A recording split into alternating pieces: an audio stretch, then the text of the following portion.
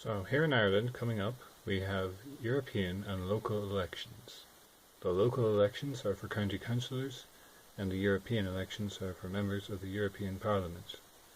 These elections are a week away at the time of recording. I have received, through the letterbox, a number of leaflets from some of the MEPs running in my area, which covers approximately half the geographical landmass of the Republic of Ireland. And I thought that I might go through a few of them, just to see which ones are good and which are bad. Not all of the candidates have sent leaflets yet, but I have a selection. Next up, vote Peter Casey, number 1. So he was a presidential election at one time, and that's him in the middle.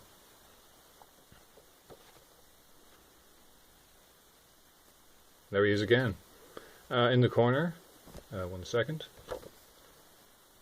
100% redress for all, so that's that defective blocks thing that Ming was talking about earlier. 100% redress, it means that the government will cover 100% of the cost of replacing your house if it's fallen down thanks to those defective concrete blocks. 100% redress is a big thing in the affected areas. More a local thing, but he's just signalling his support for them. Hoping to get a few votes, no doubt. He's kept this very short and sweet. Borders matter, no passport, no entry, more local, less central EU, carbon tax, a tax on rural Ireland. Hasn't said much, but has said plenty as well. Is this man for real or not, or is he just saying these things? Hard to tell. But he has the correct sentiments, so out of the ones we've seen so far, he's looking pretty good.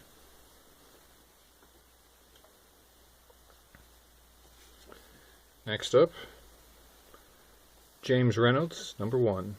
Rural regeneration, not mass immigration. The National Party.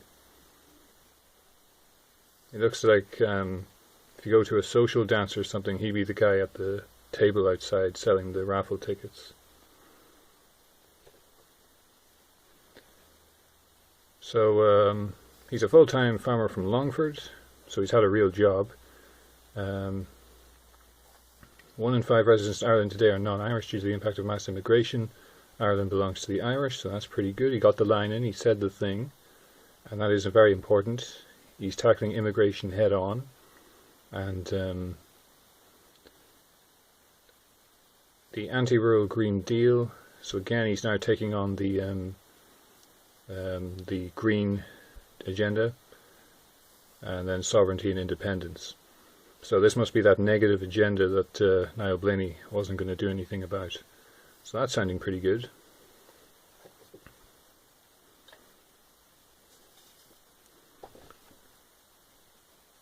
Or, alternatively, we could vote Labour, Fergal Landy. He looks a bit like the, I guess, a secondary school teacher who's more down with the youth. Maybe he teaches chemistry or some other wacky subject. So here we go again, Fergal Landy. To the heart of a social Europe. He's had 20 years public service experience, lives in Galway with his young family. His priorities will be introducing a European plan for affordable housing. Okay, but again, this is a European plan. Why should we have to depend on them for housing in our country? Addressing climate change and biodiversity loss through a just transition capitalised, so that must be a specific term.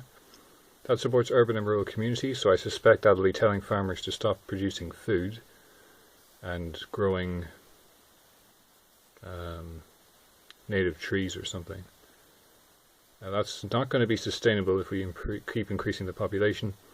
Improving social rights at European level for children, families, people with disabilities and the elderly. That sounds pretty good. But he hasn't mentioned immigration.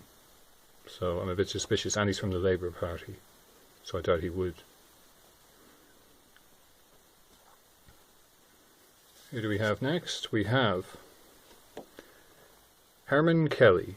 I've just realised his name is Herman. I've been calling him Hernan this whole time. An Irish watchdog, not an EU lapdog. That's pretty catchy. Irish Freedom Party.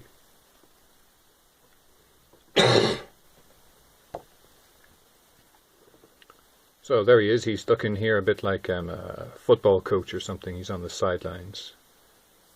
Not sure if his team's winning yet. Fight against mass migration, good. Stop zero carbon madness, good. Work to increase farming and fishing incomes, good. Ming Flanagan mentioned the fishing earlier. Reassert Ireland's military neutrality. That's what Ming was talking about earlier. Guard parental rights in education and oppose damaging trans ideology. He's the first one to mention that, and that's a very important issue, I think.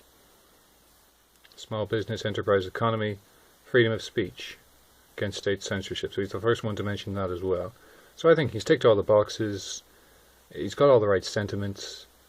Not going into any particular detail, but yes, the negative agenda is strong with this one.